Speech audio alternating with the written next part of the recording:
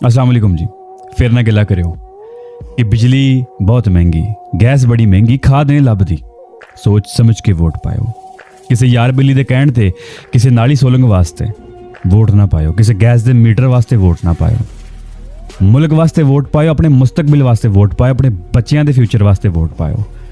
बाद चो गिले किसे काम नहीं आते। आटे वालियां लैना लगियां होंदियां ने, खादा दियां लैना लगियां होंदियां ने, चीनी दियां लैना लगियां होंदियां ने। फिर रोंदे हो, फिर कहते हो हुकूमत साडी सुनदी नहीं हैगी। हुकूमत तुसी बनांदे हो जनाब। सोच समझ के वोट पाओ। तुहाडे मुल्क वास्ते कौन बेहतर है? नाली सोलंग सड़क वास्ते नहीं। तुहाडा मुल्क किन्ने चलाना है? अपनी सारे करते हैं, असीं अपने कमाने हैं, अपने ही खाने हैं। जे हर चीज़ का रेट तुहाडी कमाण तो ज़्यादा हो जाए, तुसीं कित्थों कमा लोगे? किन्ना क कमा लोगे जनाब? बच्चे किन्ने क पाल लोगे? मुल्क के सारे जवान मुल्क छड़ छड़ के बाहर जान डे ने।